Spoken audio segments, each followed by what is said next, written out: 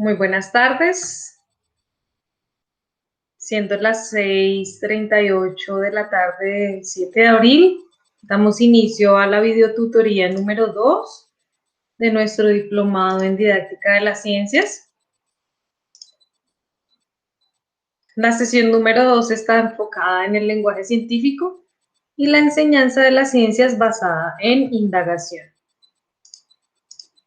Entonces, la idea es que a través de esta charla pueda darles herramientas que sean útiles en el quehacer docente. El día de hoy abordaré los siguientes temas. Iniciaré hablando sobre un tema que es relevante en la enseñanza de las ciencias y tiene que ver con el lenguaje y la indagación. Este tema son las prácticas de laboratorio. Explicaré brevemente cuáles son las variables experimentales, tales como variable independiente, dependiente y controladas en química, en biología y en física, a través de algunos ejemplos, y en diferentes niveles, es decir, a través de ejemplos que pueden utilizarse con estudiantes de preescolar, primaria y bachillerato, inclusive universidad. Luego vamos a hablar sobre los informes de laboratorio, cómo sería una posible estructura de artículo científico. Dentro de informes de laboratorio hablaré sobre la importancia del uso de las rúbricas de evaluación. Luego hablaré del lenguaje. Hablaré un poco sobre las raíces griegas y latinas, que me parece que son una herramienta muy útil a la hora de enseñar conceptos científicos. Luego haré un pequeño comentario sobre el artículo que está en la unidad, es aprender ciencias a través del lenguaje. Y por último, a medida que veamos si se conectan personas, pues habrá un espacio para desarrollar preguntas. Bueno, para iniciar, como mencioné en el outline de la presentación, hablaré sobre las prácticas de laboratorio. Escribí esta frase: receta de cocina, no desarrolla habilidades ni competencias. Hay varias investigaciones que indican que el desarrollo de prácticas de laboratorio siguiendo una receta se vuelve como seguir una receta de cocina. Y esto no genera el desarrollo de habilidades de pensamiento científico en los estudiantes, porque se convierte en un seguir paso a paso, agregar, mezclar, calentar, agitar, esperar, medir, bueno. Y pues el estudiante en realidad puede que haga un proceso reflexivo en el momento de elaborar un informe, pero la idea es hacer una invitación a trabajar los laboratorios desde una perspectiva de la indagación. La enseñanza basada en la indagación trabaja mucho esto. Es pertinente para la charla porque hablamos de unas variables. Entonces, si nosotros hacemos prácticas de laboratorio con nuestros estudiantes, la idea es que procuremos que manejemos este tipo de variables. Entonces, aquí tenemos tres tipos de variables. La variable independiente, BI, afecta a la variable dependiente. Entonces, la variable independiente en una investigación es la variable que el investigador manipula. Es la variable que cambia, es la variable que quiere modificarse para ver su efecto en otra variable que se llama la variable dependiente. O sea, la variable que responde a la variable independiente es la variable dependiente. Es la respuesta del participante y depende de la manipulación. Entonces, para iniciar con un ejemplo muy sencillo, acá en esta gráfica de la izquierda tenemos en el eje Y, el tamaño de los aguacates depende de la cantidad de fertilizante que está en el eje X.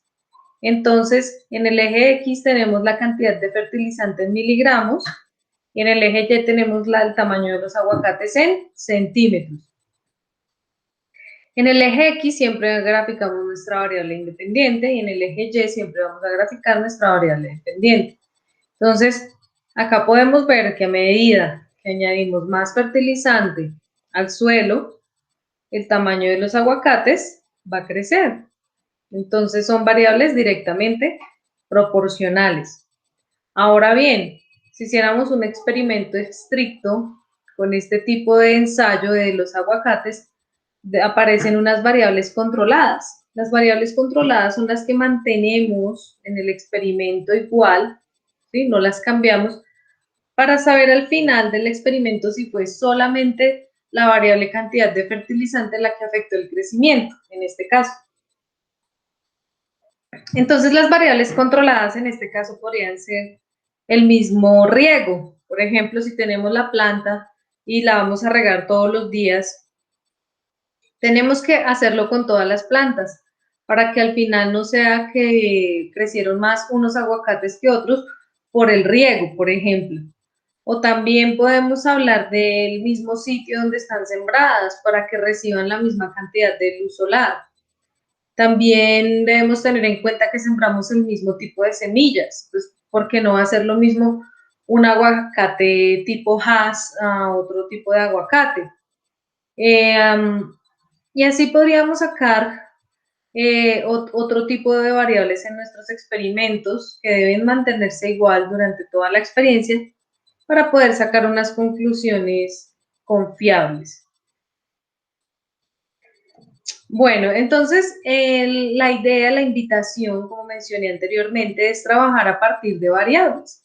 Aquí puse algunas imágenes que pueden ser interesantes de trabajar en el aula. Aquí, por ejemplo, en esta fotografía superior izquierda, tenemos tres montajes, tenemos tres soluciones con unos electrodos conectados a una pila y observamos que hay un bombillito apagado, uno con una intensidad intermedia y uno con una gran intensidad cuando el sistema funciona.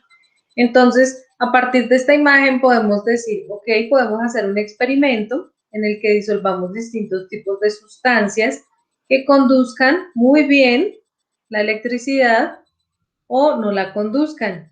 Y nuestra variable independiente sería el tipo de solución que utilicemos y nuestra variable dependiente sería el encendido del bombillo, ¿sí?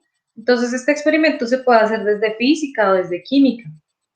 Entonces, podemos usar sustancias iónicas como muy buenas conductores o sustancias covalentes no polares como pobres conductores, podríamos decirlo.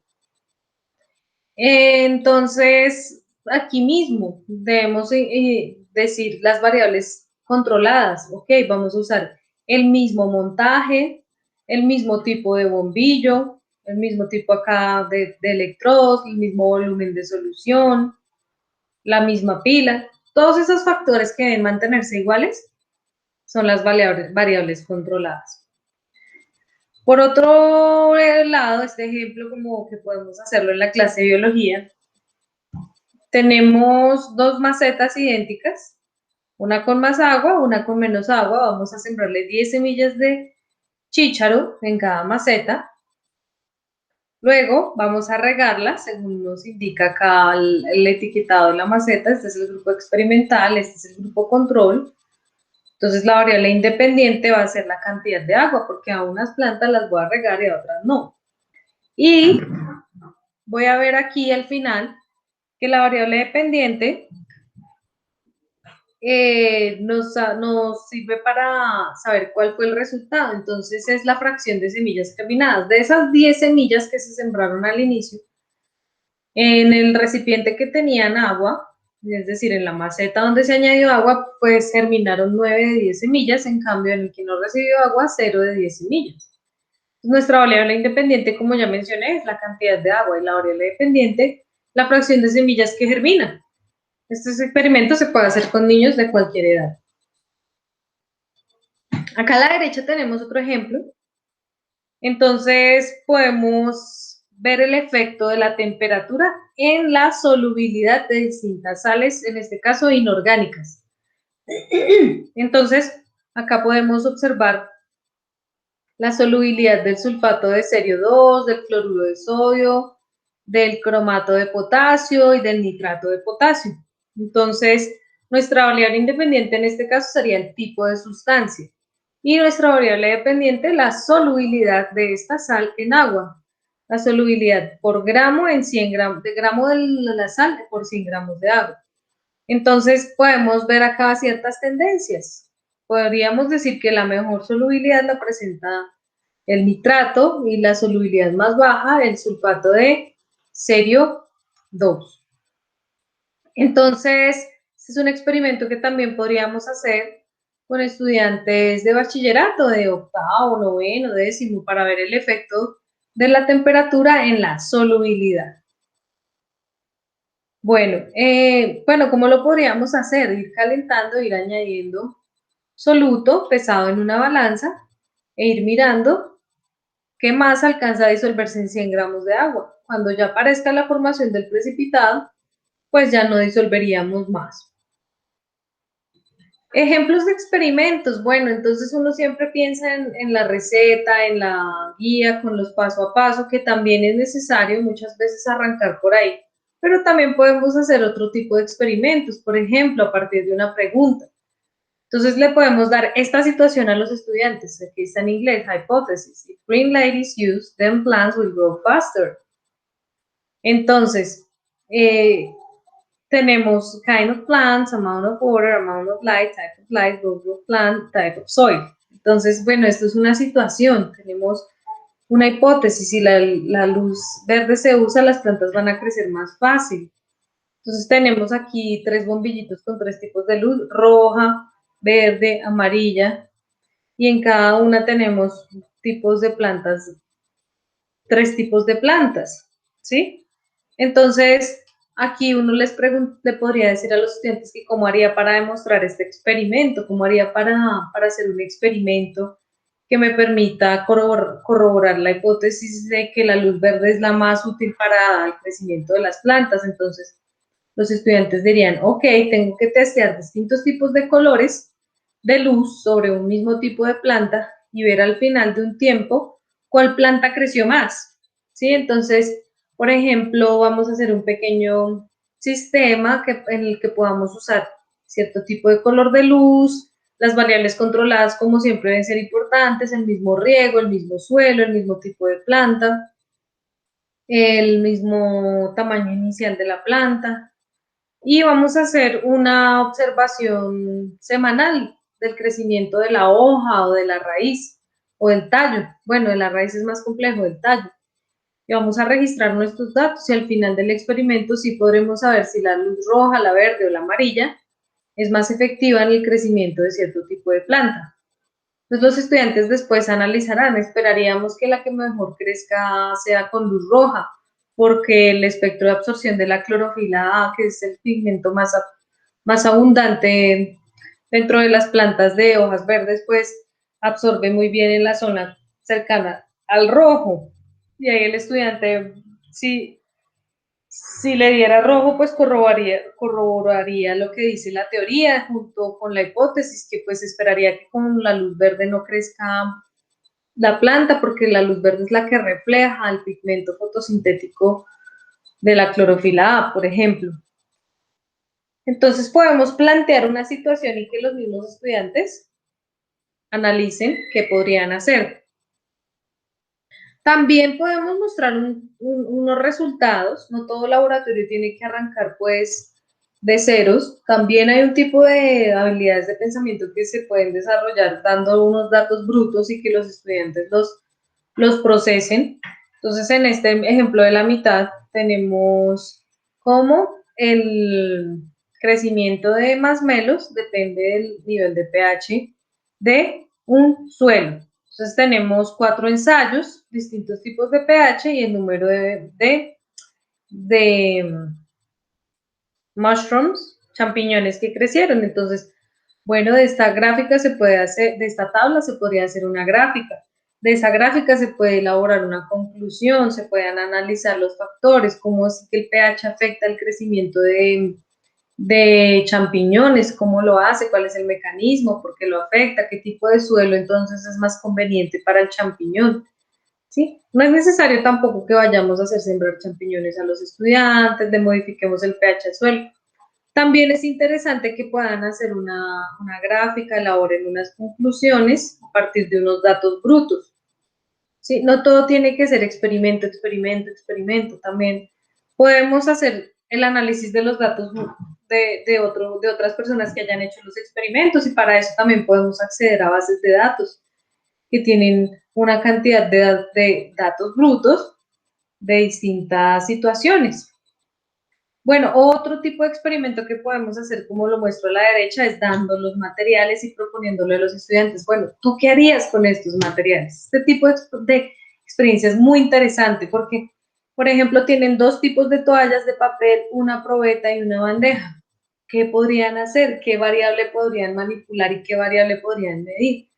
Entonces, los estudiantes dirán, ay, ok, tomemos un cuadrito de papel, pongámoslo en la bandeja, añadamos agua, saquemos el papel, ¿sí? Emparamado, escurramos el volumen en la probeta y miremos cuál de las dos servilletas retiene más agua, cuál de las dos servilletas tiene mejor calidad. Entonces, así habrán variaciones. Por ejemplo, otro estudiante dirá, no, metamos la servilleta en la probeta y saquémosla y pongámosla a escurrir en la bandeja y luego miremos el agua que queda sobrando. Bueno, entonces, dependiendo, podemos sacar variable independiente y variable dependiente y variables controladas. Entonces, en este experimento de las servilletas de papel es interesante porque puede ser la calidad del papel o el diseño o el tipo de grosor, bueno, pueden interferir muchas variables y es interesante hacer el análisis. Entonces, con esto quería hacer la invitación, ok, experimento no todo, no tiene que ser pues la guía con el paso a paso, también podemos darles una hipótesis, darles unos datos brutos para que concluyan o darles unos materiales y que ellos mismos hagan su diseño. Entonces, así podemos hablar de tres tipos de laboratorio. El que diseñan ellos mismos el procedimiento, el de procesamiento de datos y conclusión o el de a partir de una pregunta también generar un diseño experimental, ¿sí? Bueno, entonces el de obtención de datos puede ser uno o también puede haber un laboratorio en el que solamente hagan una conclusión, ¿sí? Entonces de diseño, de obtención de datos y de conclusión. Podemos jugar con los tres. Entonces, así como les estaba mencionando, podemos tener unas rúbricas donde podamos evaluar los informes. Este es un ejemplo de una matriz que se utiliza o se utilizaba en un programa como el IB, que es el Bachillerato Internacional. Entonces, por ejemplo, si invitamos a los estudiantes a hacer su propio diseño experimental a partir de unos materiales o de una pregunta, lo que le evaluaríamos al estudiante es que defina el problema y seleccione las variables, ¿sí?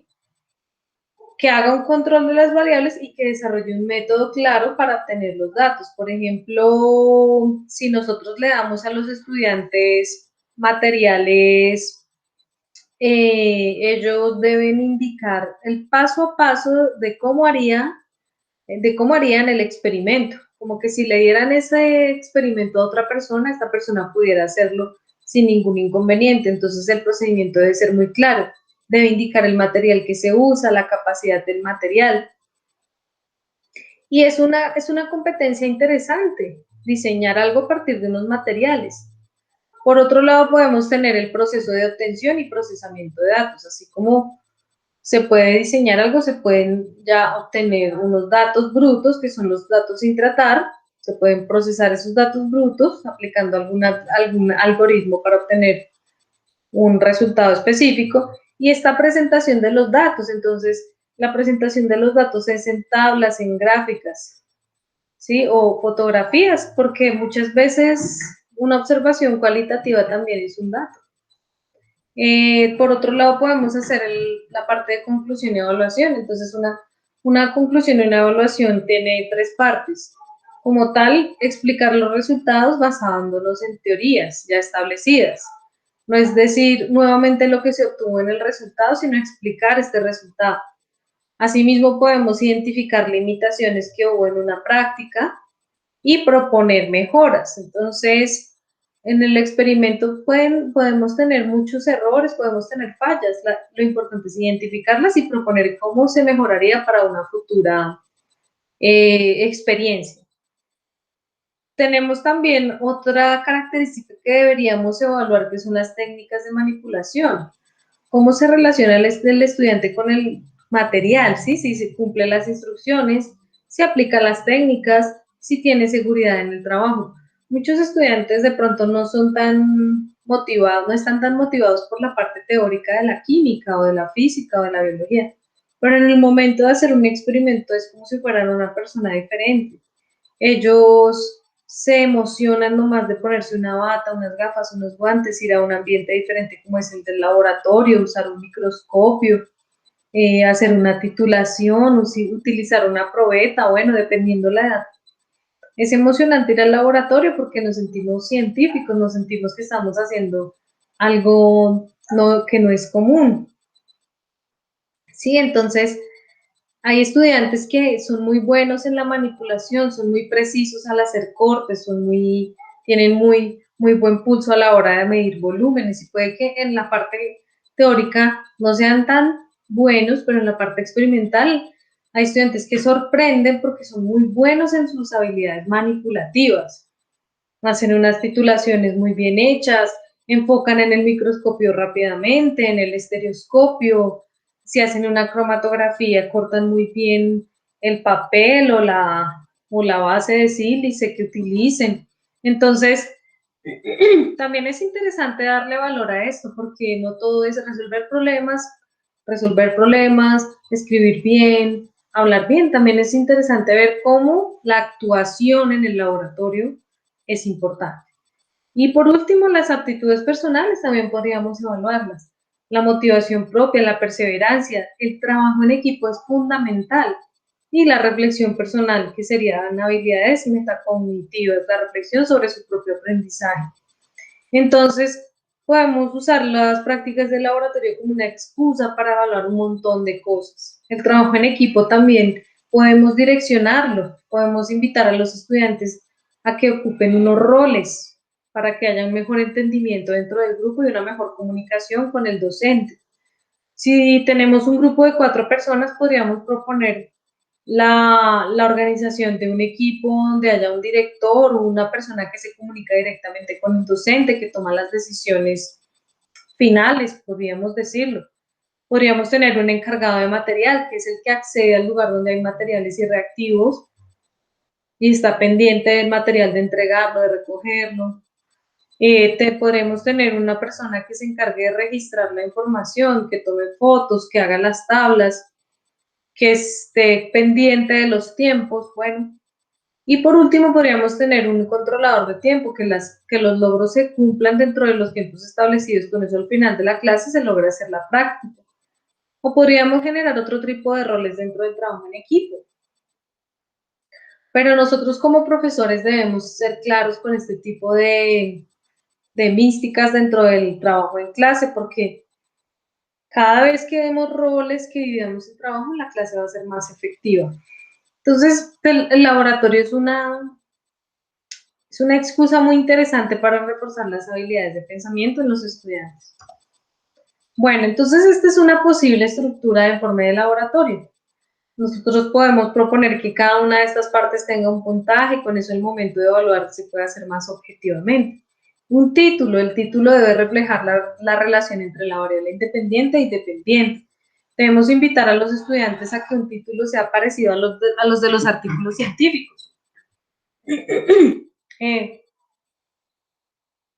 Por ejemplo, efecto de, en, o, por ejemplo, relación de, con, o, por ejemplo, tener títulos muy creativos en los niños pequeños puede ser interesante, pero ir cambiándolo siempre hacia variables, ¿sí? Entonces, según lo que vimos en los ejemplos anteriores, podría ser el efecto del diseño en servilletas de papel en su capacidad de absorber agua, el efecto del riego en el crecimiento de semillas de chícharo, el efecto del tipo de sales en la solubilidad en agua, o el efecto del tipo de fertilizante o de la cantidad de fertilizante en el crecimiento de semillas de aguacate.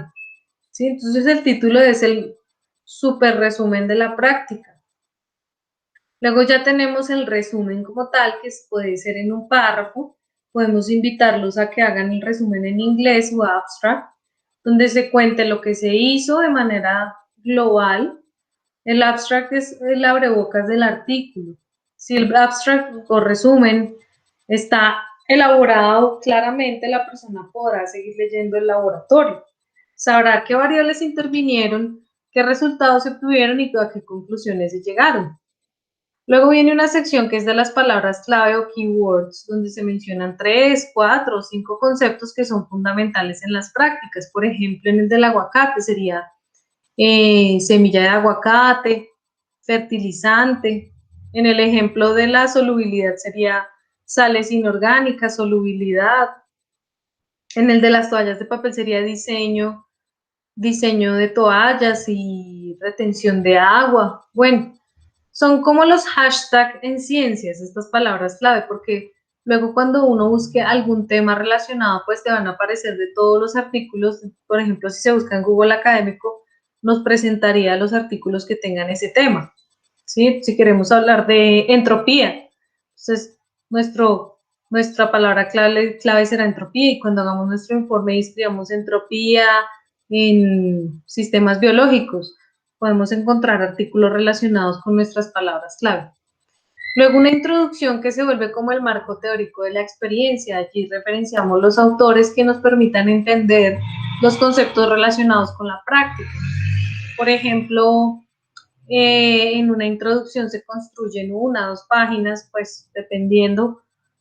Con coherencia y cohesión se articulan ideas relacionadas con la práctica, que nos permitan entender al final los resultados. Si nosotros hacemos un experimento de fotosíntesis, por ejemplo, de testear la longitud de onda en el crecimiento, tendremos que hablar de pigmentos fotosintéticos, espectros de absorción, de la clorofila A, la clorofila B, los carotenoides, de tipos de plantas, de mecanismos fotosintéticos. Entonces, cuando uno elabora su introducción, por ejemplo, para medir el efecto de la longitud de onda en la tasa fotosintética, tendré que hablar de qué es la fotosíntesis, factores que afectan la fotosíntesis, especialmente la longitud de onda, qué es un espectro, etc. Para luego poder hacer unas buenas conclusiones. Después de la introducción podemos listar los materiales con su capacidad, con su concentración si tenemos reactivos, ¿sí? Y el procedimiento, que es un paso a paso, que arranca con verbo sin infinitivo, la lista de instrucciones, ahí sí va como la receta, donde quede muy claramente qué se debe desarrollar durante el experimento para obtener los resultados deseados. Luego tenemos los resultados, importante que los resultados tengan tablas, gráficas y observaciones cualitativas, porque no solamente son los números, también podemos registrar cambios de color, podemos registrar, ok, esta reacción fue exotérmica y no estaba midiendo la temperatura, pero se percibió que el beaker se calentó cuando estaba disolviendo una sal en agua. Bueno, no solamente es poner fotos de tablas y gráficas, sino fotos de la experiencia. Es válido ponerlo con su debida rotulación. Una gráfica sin los ejes rotulados no dice nada. Toca siempre fijarnos que tenga la unidad, por ejemplo, longitud de onda en nanómetros o solubilidad en agua en gramo por 100 gramos de agua. Con eso se puede leer y entender. Las gráficas también deben tener un título. En la escala del eje X y Y debe ser consistente. Cada división debe medir lo mismo. Todo esto le debemos enseñar a los estudiantes. Luego tenemos las conclusiones, que sería explicar lo que se obtuvo, evaluar limitaciones y proponer mejoras. Por último, las referencias, que podríamos familiarizar a los estudiantes con algún tipo de citación, ya sea APA o las normas del ICONTEC, etc. Que se referencia a lo que se pone en la introducción o alguna explicación que hayamos hecho en la conclusión, o si el procedimiento lo adaptamos de alguna fuente, pues tenemos que referenciarlo. Entonces, esta es una propuesta que es tipo artículo científico para hacer un informe de laboratorio. Ahora bien, puse la pregunta, ¿y las prácticas cualitativas? Las típicas prácticas que nos emocionan, vamos a hacer una disección de un ojo, vamos a observar un cerebro, un órgano, vamos a hacer reacciones químicas llamativas, por ejemplo, crema dental para elefantes. Bueno, hay miles de prácticas cualitativas cuyo objetivo es realizar la observación de algún fenómeno. Sí, son válidas dentro de la cantidad de horas de actividad práctica, son válidas, pero pues considero que es importante migrar hacia las prácticas donde podamos manipular y medir variables. Bueno, voy a mirar aquí. Ya son las 7:08. Bueno, dejo la charla grabada, ojalá sea útil. Bueno, hablando un poco del lenguaje y el artículo de aprender ciencias a través del lenguaje, que pues es propuesto en la unidad,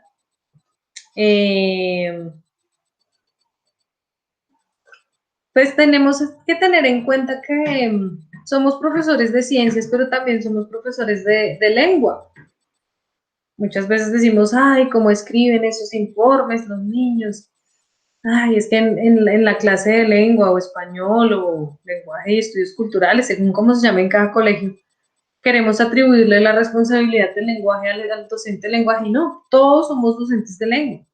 ¿Cómo aprendemos? A través de una comunicación docente-estudiante y entre estudiantes, por eso es esta triada.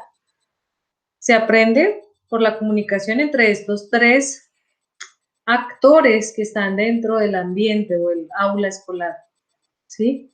Entonces debemos saber que el aprendizaje es el objetivo de todo esto y que la comunicación debe ser muy clara. ¿Cómo aprendemos? A través de la lectura, la escritura y el hablar, ¿sí? Si nosotros leemos, escribimos, hablamos sobre un tema, mejoramos el aprendizaje sobre el tema. Podríamos incluir aquí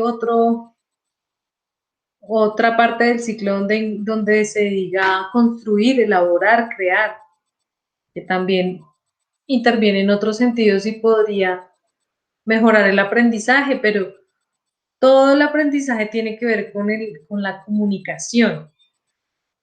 Y el lenguaje no solamente son palabras, como tomé aquí del texto, también puede ser gráficos, mapas, símbolos matemáticos. En las ciencias usamos muchos símbolos, delta, que significan las letras griegas, ¿sí? Dependiendo del contexto, tienen un significado muy diferente. Usamos ecuaciones. Entonces es un lenguaje complejo. Los estudiantes, cuando están estudiando ciencias, tienen dificultades por la naturaleza del lenguaje científico, pero no quiere decir que no se puedan familiarizar con él, que los docentes no podamos enseñar de manera asequible en la ciencia. Entonces aquí también tomé a la izquierda una frase que dice, esta visión del mundo en la que los procesos, bueno, en que los procesos se convierten en nombres y que transforma un mundo en el que pasan cosas, en un mundo en el que hay cosas, puede ser difícil de asumir por algunos alumnos. Entonces, cuando por ejemplo se convierten los sustantivos en verbos, se genera una dificultad para el estudiante, porque por ejemplo nos imaginamos frases como hervir el agua, entonces el estudiante se imagina, ok, puedo poner una olla en una estufa y el agua pasa de estado líquido a gaseoso porque por efecto de la temperatura aumenta la energía cinética de las partículas y se supera la presión atmosférica y las partículas pueden salir en estado gaseoso.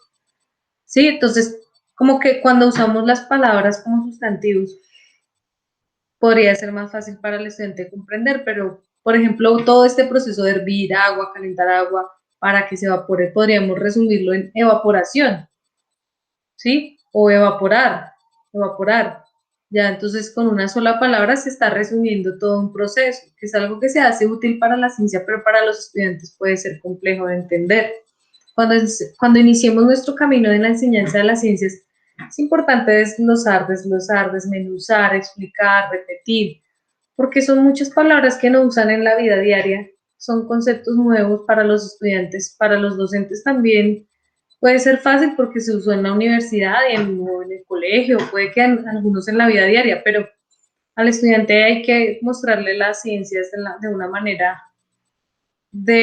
una manera muy pragmática, pues pragmática no, de una manera muy sencilla, tratar de llegar a lo más sencillo para luego llegar a lo complejo. Entonces, antes de cerrar la charla, también quería hablar de algunos tips, ¿sí? El uso del lenguaje es muy importante, ¿sí? Mm, Aquí, por ejemplo, puse algo que personalmente utilizo para dar las clases, ya sea en biología sobre todo es útil. Entonces, si nosotros aprendemos algunas raíces, podemos deducir el significado. La rama del lenguaje que estudia esto es pues la semántica. Entonces, si nosotros estamos estudiando sistema endocrino y decimos que tenemos la palabra glándula y todo lo que tenga la raíz adeno significa glándula, los estudiantes van a poder deducir muchas cosas a partir de esto. Cuando vemos que cardio es corazón, cisto es vejiga, dermo, piel, gastro, estómago, hepato, hígado, mio, músculo, neuro, nervio, y así sucesivamente, pues si tenemos el conocimiento de raíces, de prefijos y de sufijos, podemos deducir muchas palabras. Por ejemplo, si nosotros decimos dermo y el sufijo itis que está relacionado con inflamación, entonces una dermatitis. Ah, ok, puede ser inflamación, afectación en la piel, ¿sí? Cefalorraquídeo, ¿sí? Citosol, ¿sí? Hemolinfa, hematoma. Entonces uno puede volver este lenguaje que es complejo y tecnificado y de un campo de estudio, lo puede llevar al ambiente de clase. Entonces, ay, te hiciste un chichón. ¿Un chichón qué es? Ah, una inflamación que se genera por un golpe, una acumulación de sangre, por lo general ocurre aquí en la parte superior de la cabeza. Entonces, con solo decir las palabras, ya se pueden generar significados mentales en los estudiantes. Entonces, en vez de decir chichón, podemos decirle, ok, tienes un hematoma pericraniano. Suena loquísimo, pero a medida que lo usamos y lo usamos, se vuelve común. Hematoma. Ah, tengo un hematoma, también puedo tener hematomas en otras partes de mi cuerpo, pero si es en el cráneo, pues es el famoso chichón. Entonces podemos invitar a los estudiantes a jugar. Cambiemos el lenguaje, este lenguaje cotidiano, por un lenguaje técnico, ¿sí? Entonces, hemo, ya saben que todo lo que diga hemo está relacionado con sangre, hemolinfa, ¿sí? Hematoma, ¿sí? Asimismo, muchas enfermedades. La hemoglobina y las enfermedades de ellas son, por ejemplo, la porfiria. Entonces, con el solo lenguaje ya se activan muchas conexiones. Nefrología. Bueno, el estudio de la parte del sistema urinario, puntualmente el riñón. Ah, aquí con razón, ahí tiene las nefronas. Lo ocular, todo lo relacionado con el ojo, ¿sí? Entonces en biología es muy útil el músculo, los miocitos, ah, serán las células del músculo, neuro, todo lo que tiene que ver con nervio, las neuronas, hueso, osteoporosis, osteopatía, artroarticulación, una artrosis, ¿sí? Entonces, si conocemos los prefijos como se muestran a la derecha, por ejemplo, a o an, ausencia o deficiencia. Asimétrico, ah, significa que no tiene simetría. Algia, relativo al dolor, ¿sí? Entonces, si yo sé que ese sufijo se relaciona con dolor y me mencionan alguna parte del cuerpo, pues yo puedo decir, ah, es un dolor generado en una parte específica de un organismo. Angio, relativo a los vasos sanguíneos. Anti, contra de, bi, significa dos. Cardio, corazón, bueno. Y pues son raíces que se aplican en muchos lenguajes, por eso aquí está en inglés, acu, agua, en química, acuoso, es una solución acuosa, entonces los estudiantes ya saben, ay, disuelta en agua, y si entre paréntesis la sustancia me dice que está en acu, quiere decir que está en una solución acuosa. Biblio, que significa libro, biblioteca, bibliotecólogo, ¿m? Tiempo, cronómetro, ¿sí? Geotierra, Foto, luz. Es muy importante porque fotosensibilidad, fototropismo. Ah, las plantas tienen un fototropismo, quiere decir que crecen hacia la luz. No es necesario sabernos de memoria definiciones. Si sabemos estas raíces, podemos mejorar nuestra comprensión. Audi, escuchar, circ, redondo, pur, lo, jurisprudencia, ¿sí? No solamente cosas de ciencias, también de todas las áreas. Manu, hand, mano, pac, paz, ¿sí? Entonces, nosotros debemos convertirnos en docentes de lengua. Es importante también que aprendamos un segundo o un tercer idioma. Y vamos a ver que muchas palabras se parecen, ¿sí? Entonces, las palabras de las ciencias, ¿sí? Eh, en inglés, por ejemplo, ciencias es science, en alemán, pues algo así como Wissenschaft, como conocimiento de las cosas, como que dentro de la palabra está la palabra conocer. Y muchas palabras se parecen, el agua en español, water en inglés, Wasser en alemán. Eh, si nosotros practicamos y practicamos nuestro lenguaje, podemos, pues adquiriendo nuevo vocabulario, podemos comprender mejor el mundo. También podemos usar mejor material. Cuando tenemos una segunda lengua, podemos descargar artículos en inglés y no se vuelve una limitación para trabajar con los estudiantes. ¿No? Nosotros tenemos que ser muy claros en nuestra comunicación, saber cuándo usamos plural, cuándo usamos singular, ¿sí? En el artículo del profesor Agustina Duris, que está propuesto para la unidad 2, por ejemplo, mencionaba que un profesor le decía a un estudiante, bueno, eh, ¿cuál es la distancia entre un punto y otro punto dentro de la Tierra? Y el estudiante quedaba confundido porque la pregunta estaba formulada tal que no entendía que la ciudad estaba dentro de la Tierra. ¿Sí? O por ejemplo, una persona le dice a otro, ¿cuántos riñones tenemos? Y le responde cuatro. No le puede decir, no, es incorrecto. Toca ver cómo formulamos la pregunta, porque entre dos personas pues serían cuatro. Tenemos que ser muy precisos con el lenguaje, ¿sí? Una persona tiene dos personas tienen cuatro, ¿sí? Entonces, a veces los niños nos dan respuestas que decimos son incoherentes, pero es porque hacemos preguntas que no están bien formuladas.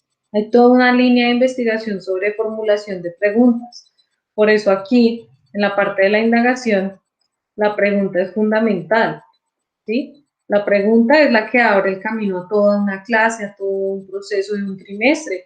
Yo puedo usar una pregunta como una excusa para trabajar durante todo un trimestre. ¿No? Y ahí tenemos un buen material a partir de los contenidos de aprendizaje que desarrolló el Ministerio de Educación Nacional, ¿ven? Porque en la sección de contenidos de aprendizaje uno va por nivel, por materia, y luego hay un material para el estudiante, material imprimible, y todo arranca con una pregunta, que es muy interesante, por ejemplo, porque se dice que se debe dejar hervir el agua al menos por 5 minutos antes de ser apta para consumo humano, y ahí pues se desprende todo lo que tiene que ver con la diferencia entre calor y temperatura. Por hablar de otras preguntas es qué sistemas ha utilizado la biología a través del tiempo para clasificar a los organismos, cómo cambian las especies a través del tiempo, si queremos hablar de gradualismo de Darwin o equilibrio puntuado de Stephen Jay Gould, ¿sí? Entonces la pregunta direcciona a la clase, por eso es fundamental. Cuando le hacemos preguntas aleatorias a los estudiantes, debemos pensar muy bien cómo las elaboramos y de hecho deberíamos sentarnos a escribirlas para no generar errores cognitivos, ¿sí? Para no generar dificultades de aprendizaje.